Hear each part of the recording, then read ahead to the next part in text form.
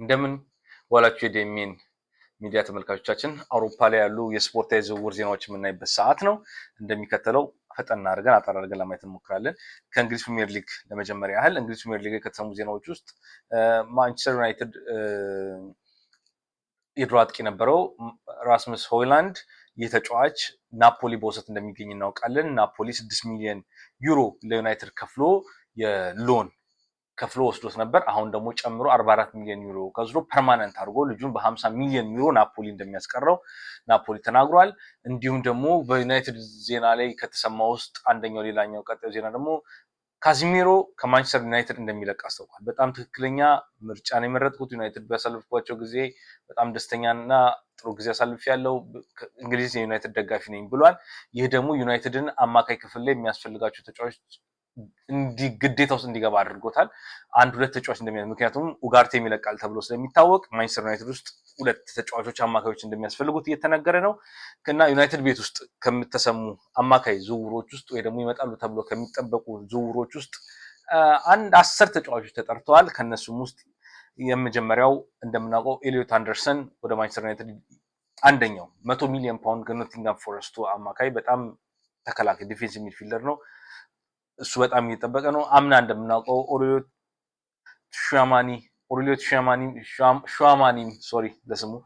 ሹዋማኒም ደግሞ 70 ሚሊዮን ፓውንድ ማንቸስተር ዩናይትድ ያስፈርመዋል ተብሎ የሚጠበቅ ይሄ ልጅ እንደውም ከቬልቫርዴ ጋር ሰሞኑን በገባው ግብግብ ማድሪድ ቤት ውስጥ ረብሻ ተፈጥሯል። ይሄም ልጅ ይመጣል ተብሎ ይጠበቃል። ካልሆነ ደግሞ ካርሎስ ባሌባ አምና 100 ሚሊዮን ፓውንድ በታች አንሽጠው የሚያሉት ብራይተን ዘንድሮ አቋም በመውረዱ ምክንያት እስከ 60 ሚሊዮን ፓውንድ ያስፈርሙታል ተብሎ ይጠበቅ ነው። እንዲሁም ደግሞ ይሄ ካልሆነ ደግሞ ማቲያስ ፈርናንዴዝ ሚንስ ዌስትሃም የሚጫወተው የፖርቹጋል የአንድ ዓመት በጣም ድንቅ ብቃት እያሳየ ይሄን ልጅ እንደውም ከአርሰናል ጋር አርሰናልን በጣም ይፈልገዋል። አርሰናል የመጨረሻ ጨዋታ ከዌስትሃም ያለውን ካያችሁ በጣም ድንቅ ብቃት ያሳየ ልጅ ነው። ኳስ መስርቶ በሚወጣበት ሰዓት ማጥቃት በሚጀምርበት ሰዓት ድንቅ ብቃት ያለው ልጅ ነው እና ይሄን ልጅ ከአርሰናል ጋር ይታገሉበታል ተብሎ ይጠበቀ ነው። ውድም አይደለም 50 ሚሊዮን ፓውንድ እስከ 60 ሚሊዮን ፓውንድ ያስፈርሙታል ተብሎ ይጠበቃል። እንዲሁም ደግሞ ዌስትሃም ኮረድ ደግሞ ዋጋው ከዛም ሊያንስ ይችላል። ልጁ 21 ዓመቱ ነው። ድክመቱ ተብሎ ከታየም ወጣት መሆኑና ልምድ አለመኖሩ ነው እንጂ በጣም ድንቅ ብቃት የሆነ ትልቅ ደረጃ መድረስ የሚችል ልጅ ነው። ሌሎችም ደግሞ ወደ አምስተኛ ደግሞ ኤደርሰን የአትላንታውን ኤደርሰን የሚያስፈርማሉ 26 ዓመት ልጅ ነው። ይሄ ብራዚላዊ ነው። ድንቅ ብቃት እያሳያለ ልጅ ነው አትላንታ። ነገር ግን ከና አትሌቲኮ ማድሪድ እዚህ ልጅን ፈላጊዎች ናቸው። ምክንያቱም አትላንታ ግን ወደ አትሌቲኮ ማድሪድ የሚያደርጉ ባለፈው ተጫዋች ዝውውር ስላሉ አትሌቲኮ እና አትላንታ በዚህ ሁለት ሶስት ዝውውሮች ላይ ጥሩ ግንኙነት ሳደረጉ አትሌቲኮ ሊሄድ ይችላል ተብሎ ይጠበቃል ይሄ ልጅም። ምክንያቱም ካወቃችሁ ግራ መስመር የአትሌቲኮ ግራ መስመር ሙሉ በሙሉ ከአትላንታ ባስፈረማቸው ተጫዋች እየተመራ ነው። ይሄንንም ኤደርሰን የሚያስፈርሙት እየተባለ ነው። ከነዚህ እነ አዳም ዋርተን ከፓላስ 80 ሚሊዮን ፓውንድ እና ሃይደን ሃይኪኒ ደግሞ ሚድልስቦሮ ተጫዋች ነው። ይሄ ልጅ ደግሞ ሚድልስቦሮ የሚጫወት የነበረ ልጅ ነው። ከካሪ ጋር ሚድልስቦሮ በነበረበት ሰዓት አብሮ የሰራ ልጅ ነው እና ይሄን ልጅ ይፈልጓል ተብሎ ነው 25 ሚሊዮን ፓውንድ ነው። በጣም ርካሽ ነው። ከካሪክና ስለሚፈልገው ያስፈርመዋል ተብሎ እየተጠበቀ ነው። ሌሎች አሉ እነ ታይለር አዳምስ አለ። እንደምናውቀው ጆይ ጎሜዝ የወልቭሱ ብራዚላዊ ይሄ ራሱ ድንቅ የሆነ ልጅ ነው። እንደምናውቀው ፒትቡል ነው የሚሉት እና ይሄ ልጅ በሌሎች ክለቦች እና አትሌቲኮ ማድሪድም እየፈለጉት ነው ይሄን ልጅም እና ዩናይትድም አንዱ ፈላጊ ነው። ሳንድሮ ቶናሊም ደግሞ ሌላኛው ተፈላጊ ተጫዋች ነው። ስለዚህ ከነዚህ 11 ተጫዋቾች ውስጥ አንድ ሁለት አማካይ ተጫዋች ዩናይትድ ያስፈርማል ተብሎ እየተወዘገበ ነው። ጠንከር ያለ ግን ከማቲያስ ፈርናንዴዝን ብሩኖ ፈርናንዴዝ ያናግሩት ማቲያስ ፈርናንዴዝን ሊያናግሩት ፈልጓል ተብሏል። ሁለት ፈርናንዴዞች ዩናይትድ አማካይ ሜዳ ላይ እናይ እንችላለን። እንደሚታወቀው እነ ባሌማን እነ ኦሪዮት ሹዋማኒም ስሙ ፈረንሳይ ስም ትንሽ እነ ኦሪዮት ሹዋማኒ እነ ኤሊዮት አንደርሰን እነዚህም በጣም ከዩናይትድ ጋር ካርሎስ ባሌባን ጨምሮ በጣም ከዩናይትድ ጋር የነበራቸው ተጫዋቾች እነዚህም ተፈላጊ ተጫዋቾች ስማቸው የተያዘ ነው ግን ኮንክሪት የሆኑት 4-5 የመጀመሪያ የጠቀስኳቸው ተጫዋቾች ናቸውና ዩናይትድ እነዚህ ተጫዋቾች ማስፈረም ይፈልጋል። ለካሪክም ደግሞ እንደሚታወቀው አዲስ ኮንትራት ሰጥተውታል። ዩናይትድ ቤት እንዲቀጥል ቋሚነት ኮንትራት ሰጥተውታል እየተባለ ነው እና የመጨረሻው የኢኒዮስ ውሳኔ ነው የሚጠበቀው። ያው ይወስናል ተብሎ ይጠበቃል። ግን ዩናይትድ ካሪክ ጥሩ ነው እንዲሳካለት እንፈልጋለን። ግን በሚገርም ሁኔታ አሞሪም አሁንም የለቀበት ሂደት እየተገረመ ነው። ምክንያቱም ካሪክ ጥሩ ስራ ሰርቷል። የሚቀጥለው ዓመት ደግሞ ዩናይትድን ምን ያደርገዋል? ሶስተኛው ነው ጨርሷል። ምን ያደርገዋል ተብሎ እየተጠበቀ ነው እና በሚገርም ሁኔታ ይሄ ነው ያለው ማንቸስተር ዩናይትድ ቤቱ። ምክንያቱም አሞሪም ስም የጠራውበት ምክንያት ከአሞሪም ጋር ቡድን ይዞ የነበረው ዣቪ አሎንሶ ወደ ቼልሲ መጥቷል። ሪያል ማድሪድ ቤት የነበረውን ብጥብጥ ወደ በኋላ እናነሳዋለን።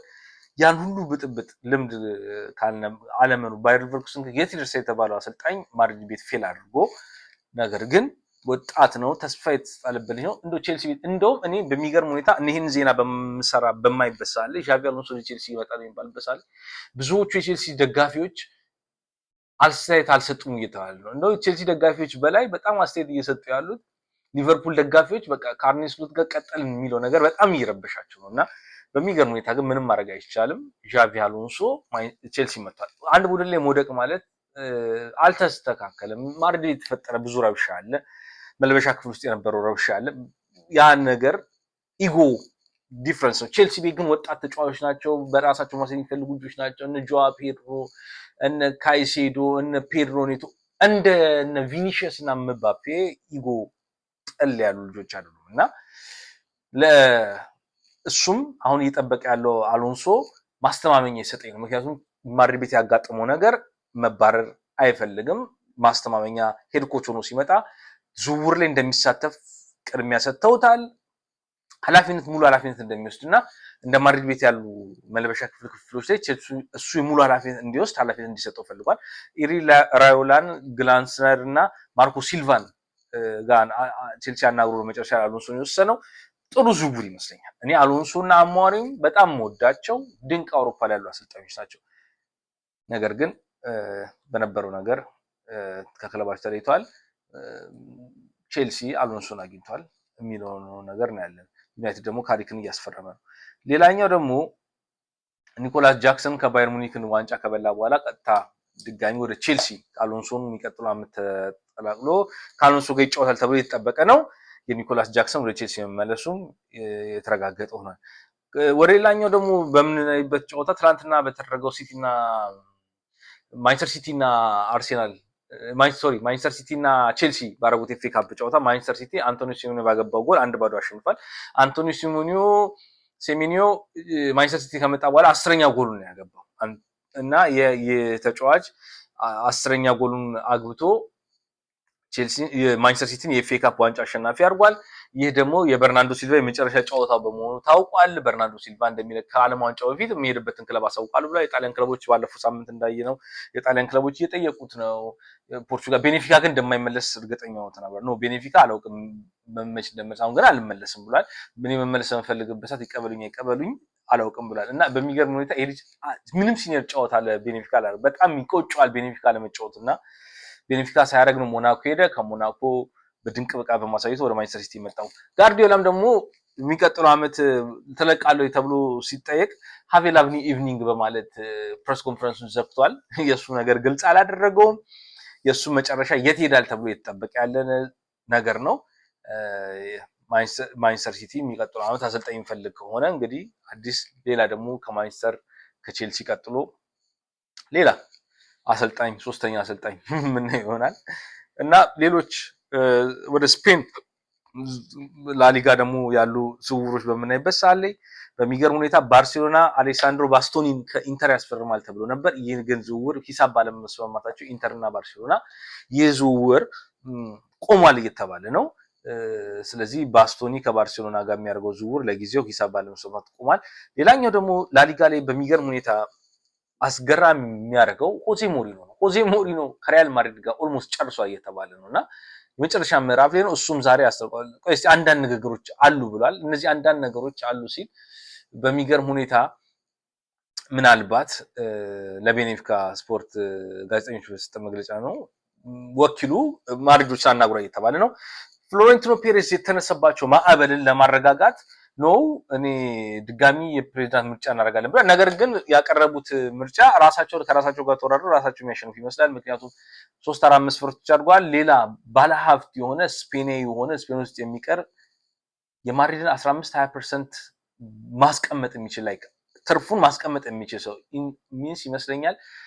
ማድሪድ ኦልሞስት ወደ 10 ቢሊዮን ነው 1 ቢሊዮን ከሆነ የማድሪድ ትርፍ የዛን 10% ሚንስ ኦልሞስት ወደ 100 ሚሊዮን ሰምቲንግ ዶላር አስቀምጦ ቁጥሩ ተሳስቼ ሊሆን ይችላል እንደዚህ አይነት ቁጥር አስቀምጦ መወደረድ የሚችል ባለሀብት ብሏልና እንደዚህ አይነት ስፔን ውስጥ ያሉ ባለሀብቶች ምክንያቱም እሳቸው በጣም ባለሀብት ነበሩ ስፔን ውስጥ እና ማድሪድ የደጋፊ ክለብም ስለሆነ እንደዚህ አይነት ተፎካካሪ ለማግኘት ይከብዳልና ሞር በዚህ ሰዓት እየተሰማም አይደለም ከእሳቸው ጋር ተፎካካሪ የሚሆን ነገር ግን እሳቸው ሆዜ ሞሪኖን አምጥተው የሚቀጥለው ዓመት እንደሚቀጥሉ ያውቁታል ግን ያው ከተደጋፊ የተነሰባቸውን ተቃውሞ ክራሽ ለማድረግ ያነሱት ሐሳብ ነውና ሪያል ማድሪድ ቤት የነበረው ተቃውሞ አሰልጣኝ ከማባረር አልፎ ፕሬዝዳንቱን መንበራቸውን ነቅንቋል ምርጫ ጠርተዋል ግን ያው እሳቸው ያሸንፋሉ ተብሎ ይጠበቀ ነው ሆዜ ሞሪኖ ምርጫ አድርገዋል ተብሎ ይጠበቀ ነው እና ሆዜ ሞሪኖ እንደውም ደግሞ ተጫዋቾች ዝውውር ላይም ስልጣን በደንብ ይሰጡታል ተብሎ ይጠበቀ ነው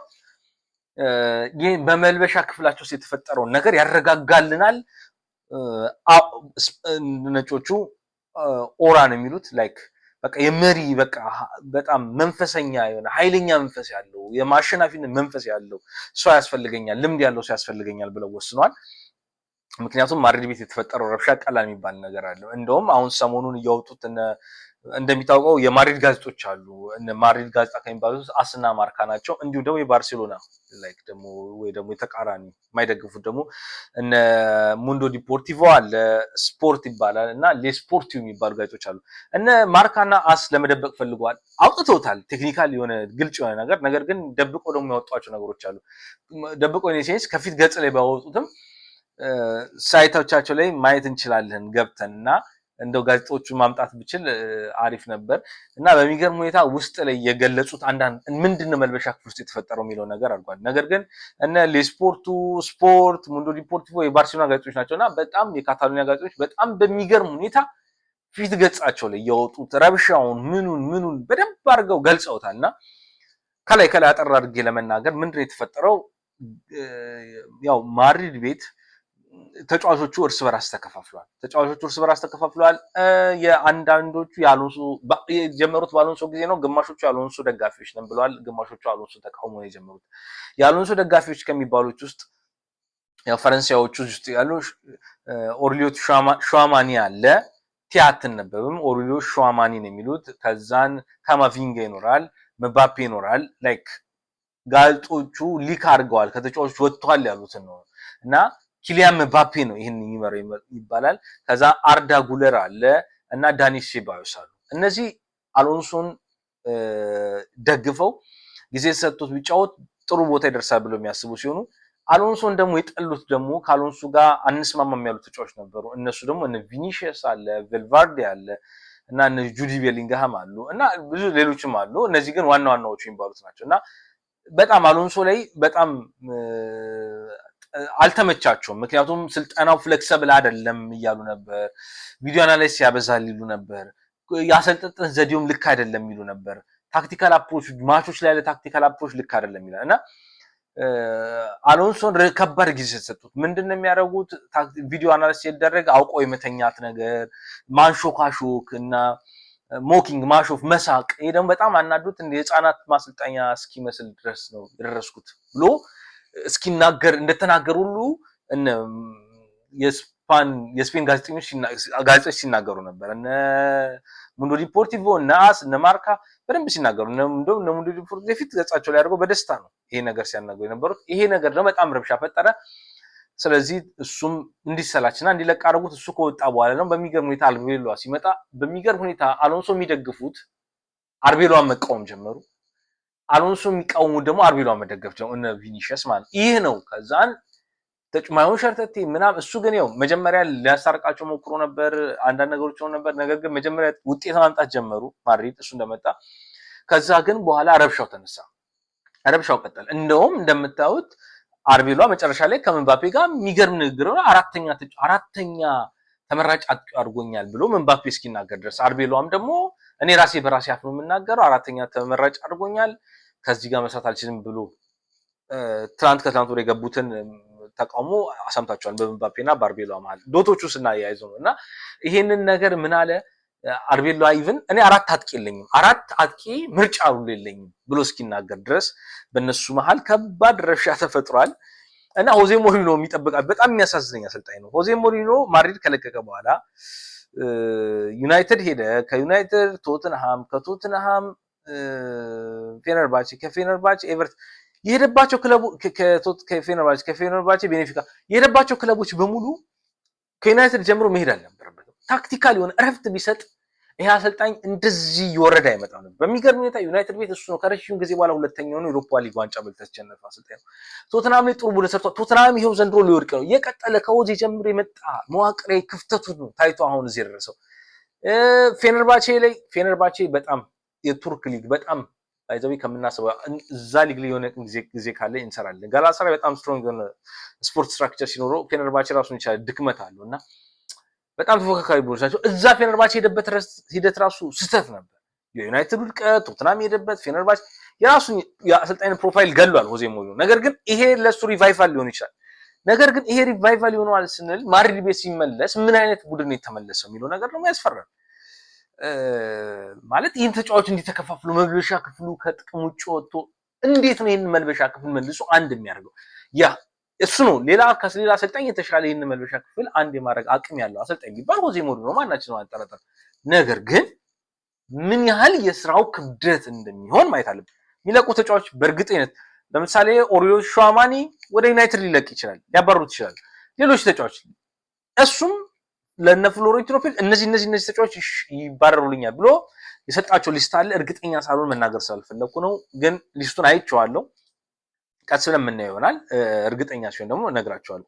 እና ሆዜ ሞሪኖ ግን የሚያባርራቸው አሁን በቪኒሺየስ እና በኤምባፔ መሀል ያለው ኢጎ በጣም የሚገርም ሁኔታ ነው። ይሄን ኢጎ እንዴት ነው የሚያረጋጋው? ፈረንሳዮቹን፣ ስፔኖቹን፣ ብራዚሊያኖቹን እንዴት ነው አድርጎ ይሄንን ቡድን መልሶ ግን ወደ ታላይነቱ ወደ ሀያልነቱ የሚመልሰው የሚለው ነገር ሌላ ጠያቂ ነገር ነው እና ይሄ በጣም በጉጉት የሚጠበቅ ነው። ቀላል ስራ አይደለም። ግን ሆዜ ሞሪኖ ለዚህ ስራ የተፎካከሩ እነ ዲዲየር ዴሻምፕ ነበሩ። ፈረንሳይ ብሔራዊ ቡድን ነው። ለፈረንሳዮቹን ይዙልኛል ባስበው ነበር፣ ግን የሚሆን ነገር አይደለም። ማርሲዮ ፖቼቲኖ ፔሬዝ ይወደዋል፣ ነገር ግን ደጋፊው በፖቼቲኖ ደስተኛ ስላልሆነ ቀርቷል። ዚነዲን ዚዳን እንደሚታወቀው ከ2026 የዓለም ዋንጫ በኋላ የፈረንሳይ ብሔራዊ ቡድን አሰልጣኝ ነው። ክሎፕ ደግሞ አልፈልግም ብሏል ማድሪድን ማሰልጠን። ስለዚህ የተነሳ ሆዜ ሞሪኖ ብቻውን ከነዚህ አሰልጣኞች ጋር ተወዳድሮ ነው ይህንን ቦታ ያገኘው። ነገር ግን ቀላል ስራ አይደለም። የነዚህን ኢጎዎች ማስቆም ቀላል ነገር አይደለም። ይሄንን ግን ስናገር ሪያል ማድሪድ ቤት የነበሩትን ኢጎዎች እናውቃለን። እነ ክርስቲያኖ በነበረ ሰዓት አንድ እንዴት ነው አልፋ ሲኖር እነዚህን ሁሉ ኢጎዎች መስበር ተችሏል። እና ክርስቲያኖ እንዴት አድርጎ ማድሪድ ቤት በዛ ስኬታማ 4 ሻምፒየንስ ሊግ 3 ሻምፒየንስ ሊግ በልተዋል። እና ያን ሻምፒየንስ ሊግ ሲበሉ ምን ያህል ሪስፔክት እንደነበራቸው እነ ሞድሪች፣ እነ ክሮስ፣ እነ ክርስቲያኖ፣ እነ ቤንዜማ፣ እነ ካካ ያን ቲም አስቡትና አሁን ይሄ ያለ ትልቅ ክለብ አሁን ፒኤስጂ 2 ጊዜ አሁን ፍጻሜ ሲደርስና አርሴናል ምናምን ሲደርሱ በሚገርም ሁኔታ ማድሪድ እየወደቀ ነው። ሴሚ ፋይናል፣ ኳርተር ፋይናል ሳምቲንግ እየወደቀ ነው። በነ ቤኔፊካ የተሸነፈ ከምድቡ ላይ የመውደቅ ቻንስ ነበረው። ነገር ግን ይሄንን ቡድን ወደ ሀያልነት መመለስ ከባድ ስራ የሆዜ ሞሪኖ የፍሎሬንቲኖ ፔሬዝ ነው። ባርሴሎናዎችም በነ ዴኮ በደንብ እየተጠናከሩ ነው። የሚሆነው እናያለን። እስቲ አዳዲስ ዜናዎች በሚኖሩ ሰዓት እንከታተላ። አመሰግናለሁ። የሳምንት ሰው ይበላል።